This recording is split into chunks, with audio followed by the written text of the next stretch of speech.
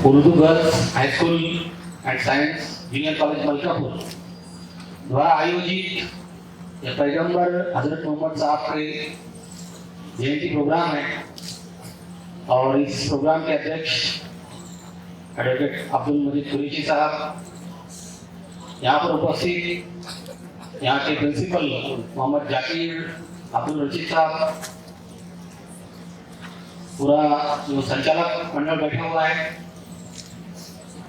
आपके टीचर्स,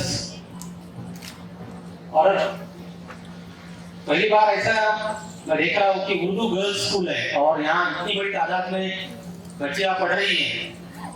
ये बहुत खुशी की बात है और खुशी का नजारा है।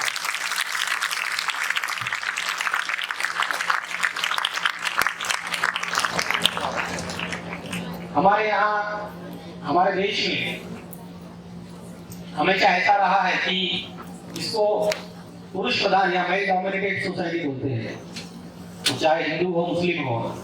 तवज्जो आदमियों को मिली है, पहला मौका लड़कों को मिला है, लड़कियों को बाद में मिला है। लेकिन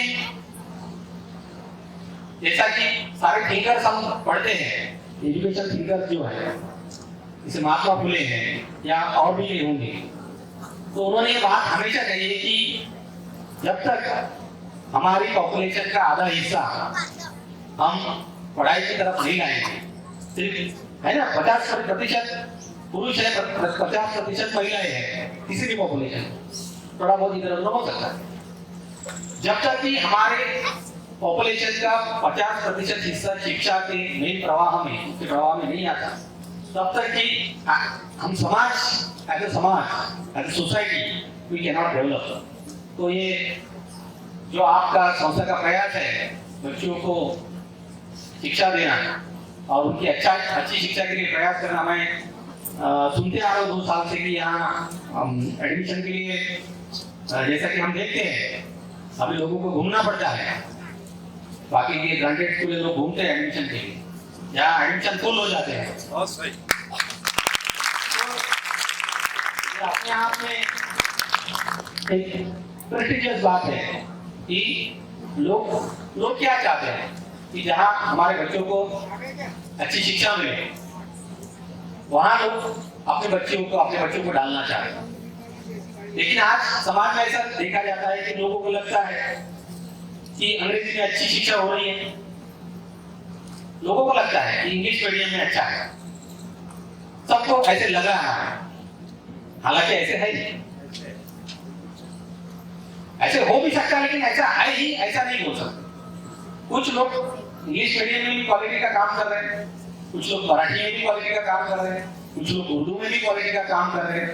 तो जहाँ क्वालिटी है वहाँ लोग जाना चाहते हैं, वहाँ लोग पढ़ना चाहते हैं, और ऐसे लग रहा है लोगों को अंग्रेजी में क्वालिटी है तो वहाँ जाने का प्रयास करें। लेकिन जो भी हमारे टीचर भाई है यहाँ पे बैठे हुए, एडीएड, बीएड, एमएड, पीएचडी पढ़े हुए लोग हैं, तो हमने देखा है कि हम गांधी जी को पढ़ते हैं एजुकेशनल थिंकर करके, हम रविन्द्रनाथ टैगोर को पढ़ते हैं, या फिर उर्दू में भी कोई थिंकर हो सकते हैं उनको पढ़ते हैं, स्वामी विवेकानंद को पढ़ते हैं, या फिर अपना जो नेशनल एजुकेशन पॉलिसी डॉक्यूमेंट है उसको पढ़ते हैं। जो पुरानी 86 की पॉलिसी है, अभी नई 2020 में पॉलिसी आई, सब पॉलिसी देखते हैं तो उसमें सभी जो विद्वान लोग हैं उन्होंने यही कहा है कि हमारी जो शिक्षा है वो मातृभाषा में होनी चाहिए। मातृभाषा में सबसे अच्छी शिक्षा होती है कि नहीं होती है? हाँ, यदि हमको हमारे मलकापुर का भूगोल पढ़ना है या मलकापुर का इतिहास पढ़ना है, हमारे महाराष्ट्र का इतिहास पढ़ना है, हमको इंग्लिश में अच्छा समझेगा या हिंदी में या मराठी में अच्छा समझेगा, हिंदी में अच्छा समझेगा या उर्दू, जो भी अपनी मातृभाषा है। क्योंकि कोई भी हम कविता पढ़ते हैं, कोई पाठ पढ़ते हैं, तो जितना उनकी भावनाएं हमारे दिल के अंदर मातृभाषा में पहुंचती है उतनी अंग्रेजी में नहीं पहुंचती। तो हम जितना भी आगे पढ़ लें, जितना भी इंग्लिश का अपना एक महत्व है, उसको हम डिनाई नहीं कर सकते, उसका एक महत्व जरूर है। लेकिन इंग्लिश कहाँ तक फायदेमंद है? हमको डॉक्टरी पढ़ना है, हमको इंजीनियरिंग पढ़ना है, हमको कोई टेक्निकल बातें पढ़ना है तो अंग्रेजी जरूरी है। लेकिन एजुकेशन के बारे में कहा गया है, education is a man making process. Education सिर्फ डॉक्टर बनाना नहीं है, एजुकेशन सिर्फ इंजीनियरिंग बनाना नहीं है, एजुकेशन है आदमी को अच्छा इंसान बनाना, उसको सलीका सिखाना, जीने का सलीका सिखाना। तो ये सब कहाँ से आएगा? ये सब अंग्रेजी से नहीं समझ सकते पूरी तरह। देखो मैथ्स वाले कई टीचर होंगे, तो मैथ्स इंग्लिश में समझ में आता है कि मराठी या उर्दू में समझाया तो बात में समझ में आता है? इंग्लिश में समझ में आता है? नहीं, फिर एक बार तो पढ़ा लेते सीवी वाले वगैरह, लेकिन बाद में उसको मराठी या उर्दू में बताना पड़ता है कि ऐसा है, ऐसा ऐसा होता है। तो जो अमूर्त विचार होता है, जिसको एब्स्ट्रैक्ट थिंकिंग बोलते हैं इंग्लिश में, तो वो ज्यादा डीप थिंकिंग जो होता है वो मातृभाषा में हो पाता है। और मातृभाषा ऐसी चीज है, वो अपने आप बाहर आ जाती है। अपने को एक्सप्रेस करना है, बोलना है, तो जितना हम मातृभाषा में बोल पाते हैं, दूसरी भाषा में बोल पाते नहीं बोल पाते। एक किस्सा है कि एक पंडित था, पेशवाई का किस्सा है, नाना फडणवीस के यहाँ पंडित आया था बोलती। तो पंडित बहुत सारी भाषाएं जानता था, और ऐसा हुआ कि उसकी मातृभाषा कौन सी वो पहचान में नहीं आता था। तो पंडित सो गया रात को, तो उसकी मातृभाषा पहचानना था।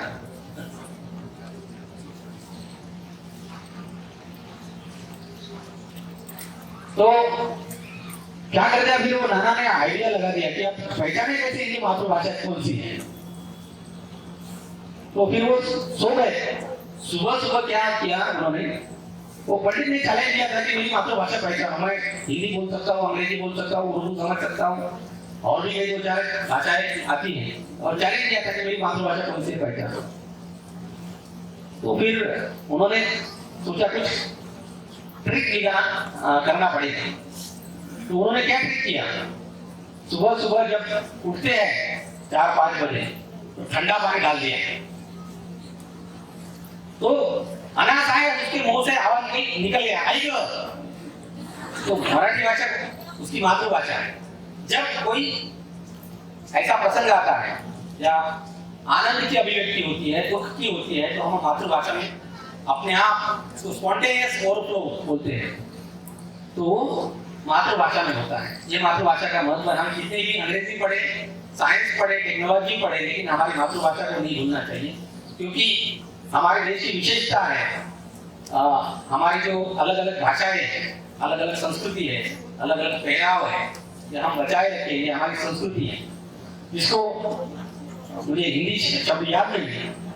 हम भारत ही ऐसी चीज है कि हम टुकड़े टुकड़ों में बैठ जाए तो मराठी में चिंता बनता है, उसको हिंदी में उर्दू में क्या बोलते हैं मुझे पता नहीं, लेकिन उसको हमारी माताएं सिलावट करती है, उसको टुकड़े टुकड़े सिलाती है, तो जिसको मराठी में वाकड़ गला बनता है, वो घाटा वाला गोदड़ी बनता है, उसको क्या बोलते हैं ये पता नहीं, क्या बोलते हैं, हाँ सिलाई करके वो ओढ़ते हैं फिर उसको, तो उससे गर्माहट या प्यार अपनापन मिलता है। तो हम टुकड़ों में बढ़ जाए, हाँ कंबल जिसको बोलते हैं, कंबल बोलते हैं, तो हम अलग अलग रंग के जो टुकड़े हैं, जो कोई भी रंग हो, एक साथ आ जाए, और तो उसकी अच्छी सिलावट बनेगी, उससे अच्छा वातावरण बनेगा।